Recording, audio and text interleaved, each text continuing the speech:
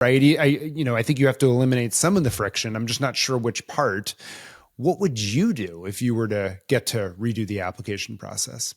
Well, okay, so this is my wish list. It's Great. gonna be really hard to do with some of these things, but hey, we might as well dream big, right?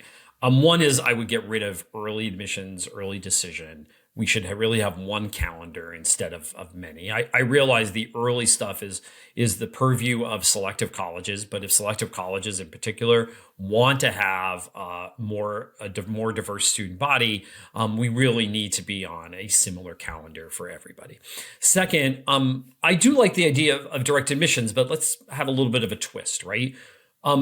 Is there somewhere where a student can, on one of these portals, whether that's through the Common App or Niche or EAB or somebody else, right? What does the student want and what they don't want, right? You had this, we've talked about the pedal graphic in your book, Choosing College, about, the different pedals that our students are thinking about when they think about a college, right? Geography and academics, location, things like that, right? Size, right? So is there somewhere where a student can filter out what they want, or as you've told me, sometimes it's easier to say what they don't want at the age of 18, put that someplace so that a school that, for example, a big urban school doesn't send an offer to somebody who has no interest in going to a big urban school. So adding a little bit of friction in the process, or adding something in the process where a student is making a decision to opt into that. And then finally, the big other change I would make is really aligning financial aid and admissions so that upfront that what the cost is going to be before you apply.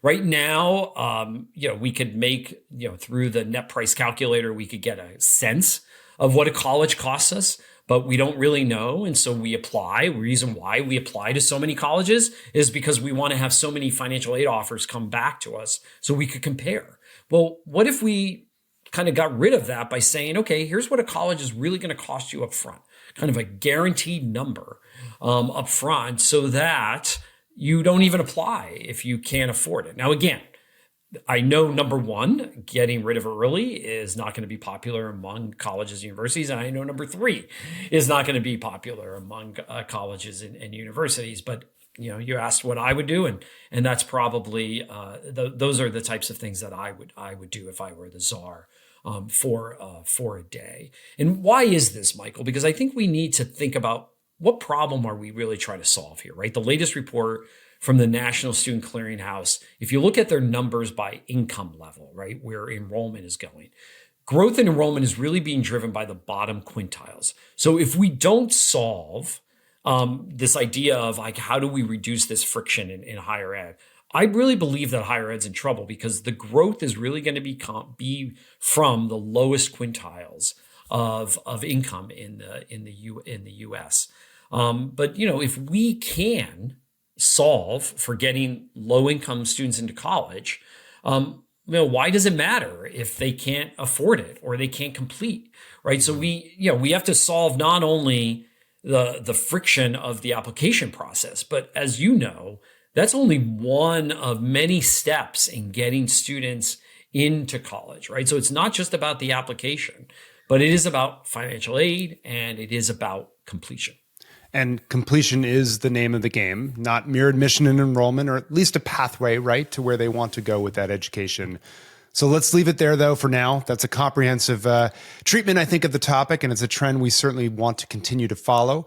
I'll be keen to see, frankly, Jeff, if the research, as we get more students enrolling through direct admission, understand these questions around fit and completion and the outcomes, in other words. So a big thank you to Luke from Niche. Fascinating stuff about a movement that has certainly caught our attention, but the wider attention as well. And a thank you to all of our listeners. We'll see you and talk to you next time on Future You.